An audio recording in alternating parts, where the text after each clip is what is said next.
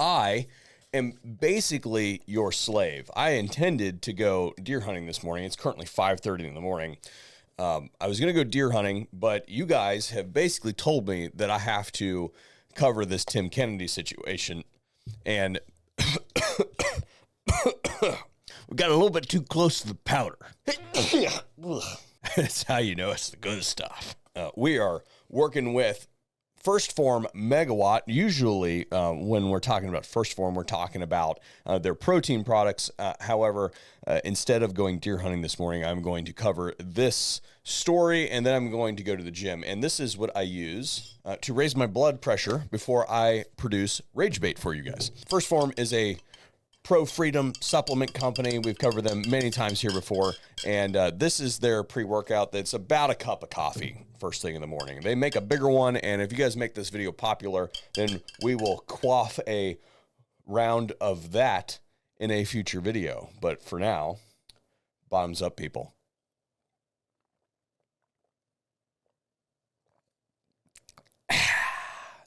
Crazy tasty. If you would like to help the channel out, then you can use the link that will be listed in all the relevant places to go over to First Phorm. That link is a tracker link. It lets them know that I sent you, and that helps out the channel. Thank you.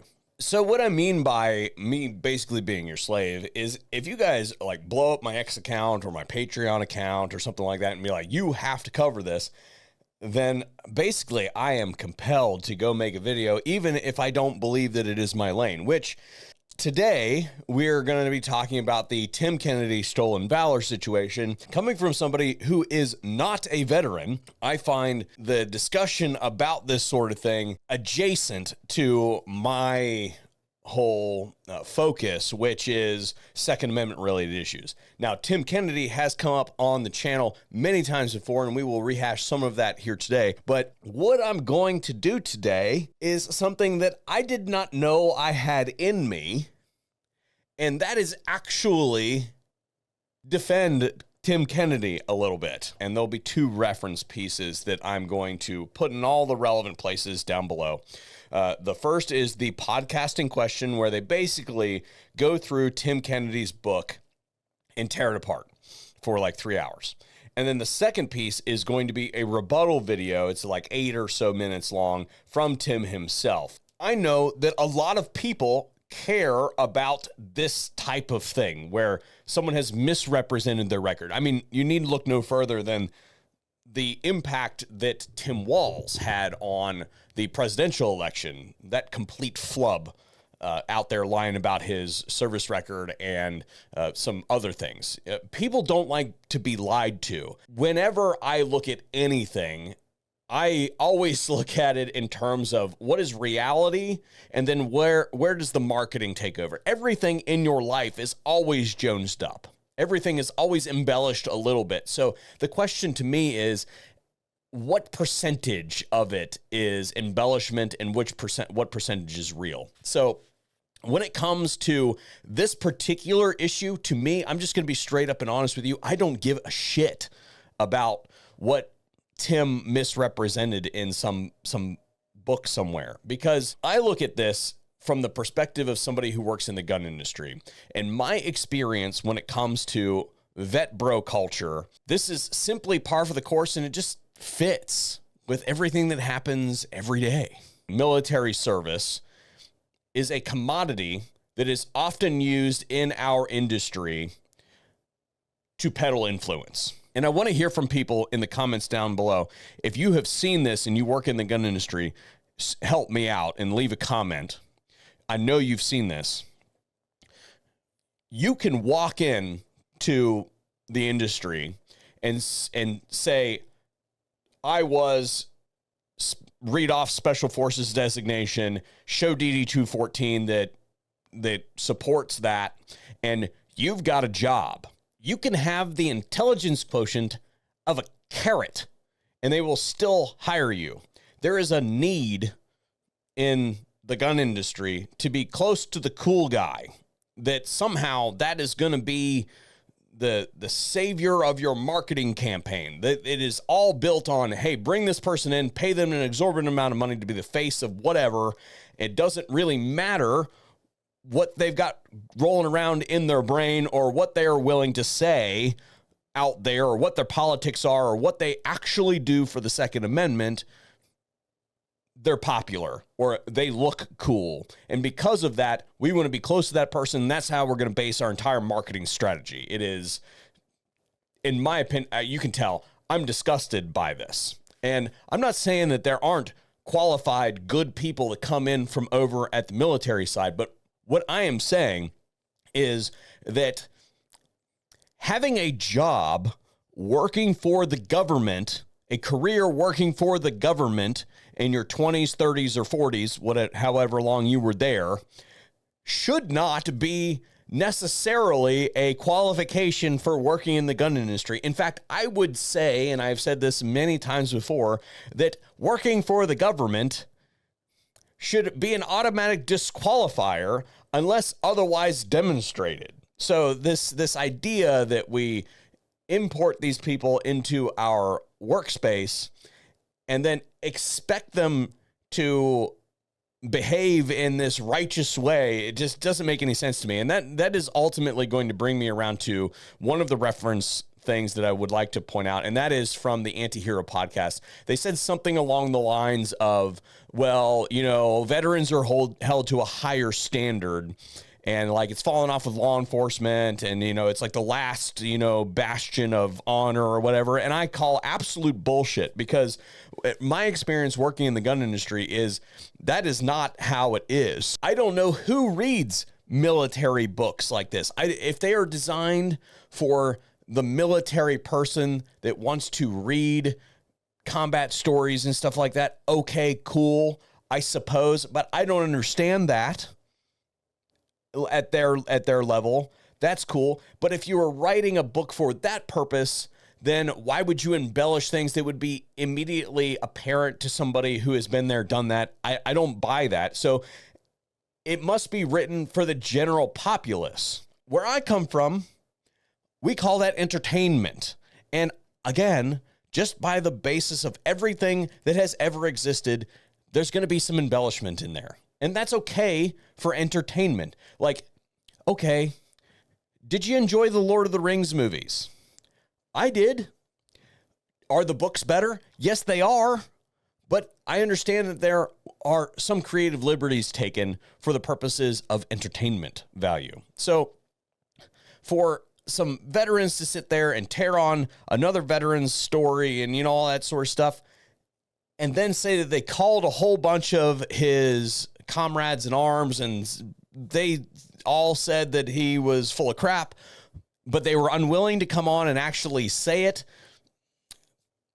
Okay, well, it can't be that big of a deal to them. That dog don't hunt for me. And speaking of something else that doesn't hunt, we're going to go on the other side, which is Tim Kennedy's response video was opened with in my opinion, a very soft-armed attack by him against the podcasters, basically saying, hey, they showed some kind of damning clip of me, and then they immediately went to one of their big sponsors, right? And it's all money motivated and, blah, blah, blah, blah. And I would say to Tim Kennedy, dude, the hypocrisy is dripping from you. Let's be real, man.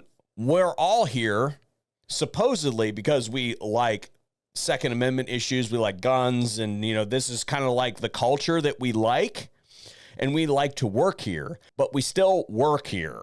It's all money motivated. And anybody who tells you that it isn't money motivated, I'm just going to tell you, is lying to your face. And you should probably stop listening to them, because at some point in time, they're going to worm into something that you're doing and take advantage of you. However, what I would say is, having watched both pieces of content, ultimately, I actually believe Tim's account more, and I can't believe that I'm going to defend Tim Kennedy because I got real substantive problems with his Second Amendment stances. I don't know any of these people, to be clear.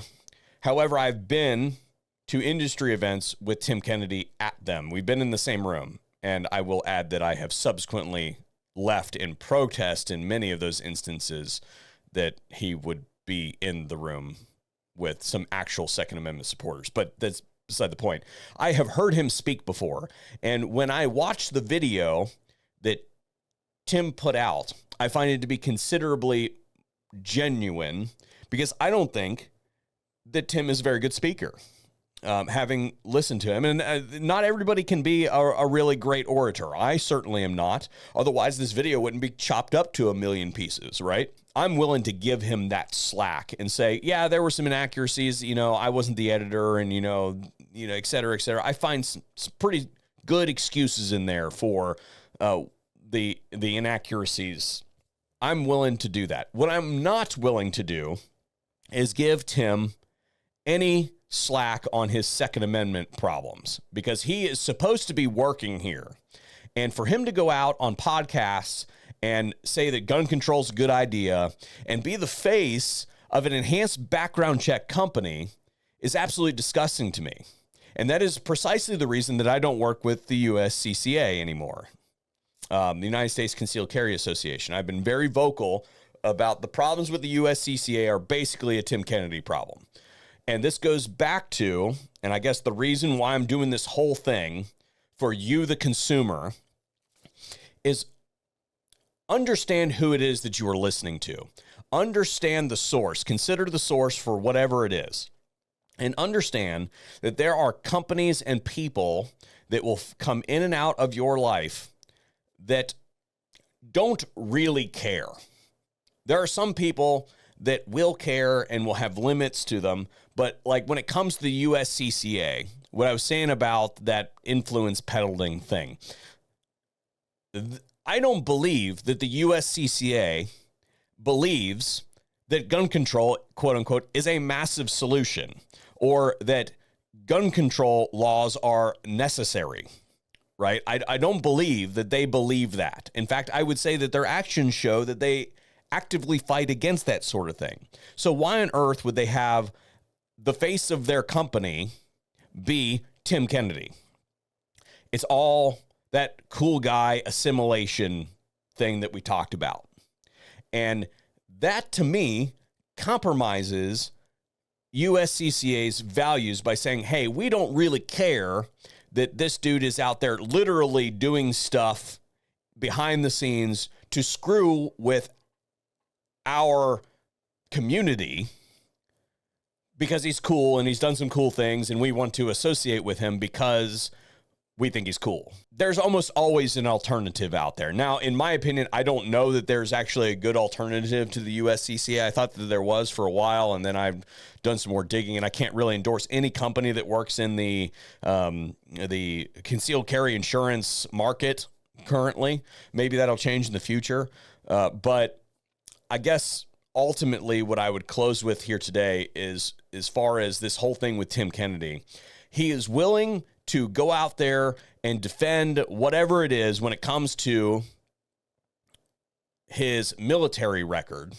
right? And people attacking him on this. But he has been completely silent when it comes to the situation with the Second Amendment related issues, where he literally is working in the background to subvert the Second Amendment. And I think that is very telling that he is willing to, and he finds it really important to go out there and defend some of the embellishments of his military record, but it's not okay to go out there and defend the Constitution of the United States. It says shall not be infringed. And for him to go out there and peddle gun control is an okay thing is absolutely disgusting and reprehensible to me. I would have much more respect for the dude if he was out there actually putting into practice the oath that he took, which is to support and defend the Constitution of the United States.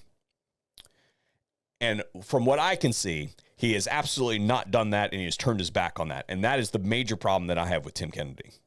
And that is why I won't work with companies that have Tim Kennedy as the face of their marketing. As far as the stolen valor thing, you guys tell me what you guys think about it in the comment section down below. I will reiterate again, I do not give a flying fuck about that, because I think that there are considerably more now real in-your-face substantive problems with this dude, quote unquote, working here than what he did 20 years ago when he worked for the government. In my book, Oathbreaker trumps stolen valor.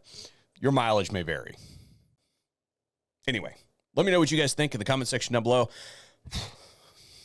Pre-workout's burning. It's time to go to the gym.